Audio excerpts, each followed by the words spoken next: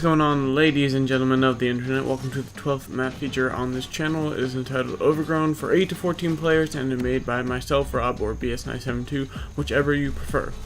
So as you guys can see, this is kind of a big team battle map, and one of the biggest challenges when making a big team battle map is the terrain. So in most of the maps that you see in matchmaking that are made by the producers or the company is that the terrain kind of naturally slopes a certain way in order to make it fair, and you're not necessarily using buildings and stuff as line of sight blockers. So as you can see in Ragnarok or Vortex, the land will gradually slope up and down to make the map fitting and make it balanced. So that's something that you have to work around here.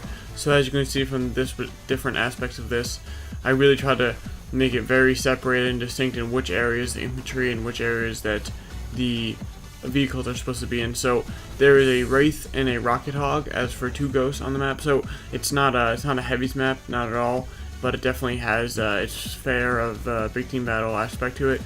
So some people think the Wraith might be overpowered, and as you can see here, it's really not too overpowered because the Wraith has no ability to get above anything, and with the Wraith having the arc shot, it can definitely pick up a couple kills if you're a good driver with it. But as you can see here, I do manage to almost get boarded and killed. I should have got killed here. I managed to get lucky, but since the Wraith is always on the lower platform, you're kind of at somewhat of a disadvantage, which is fine.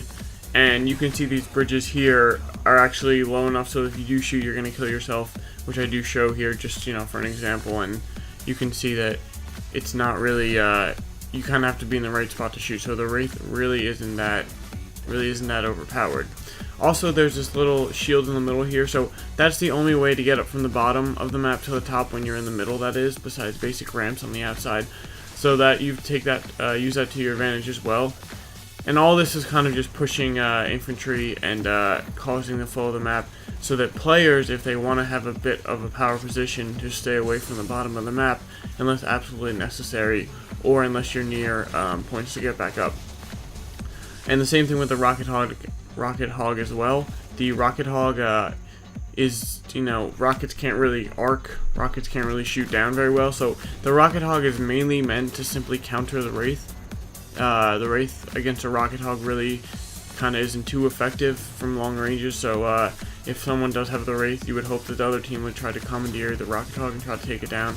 The Rocket Hog can be used for infantry, but I'm sure you guys know it's not very effective against infantry. You'd rather have a Gauss Hog for that, so that's kind of why we have the Wraith and the Rocket Hog as opposed to any other two vehicles. They balance each other out very nicely. Another thing you might want to take notice of is that on the sides of each of these main structures here, in the purple and the lime green, maybe it's called coral, I believe, there's kind of these lifts going up and down, so you can very easily maneuver yourself up and down the levels.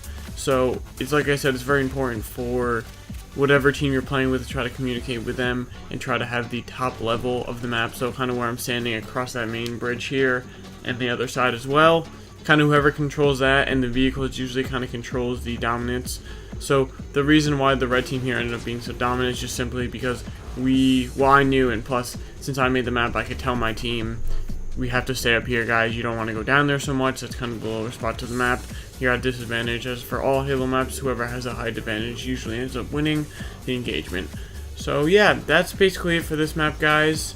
I'll have to put out a short little video because I ended up getting a Twitter and a Twitch and all that stuff. So I'm going to put out a short little video with links to that and just a little short tidbit on that. But that is basically it for now, guys. I hope you guys have a wonderful day. If you guys would like to have your map featured, leave a comment below, or write something on my Twitter. I will leave links for that, not in this description, but soon. And thank you guys so much for watching, and I will see you guys all next time.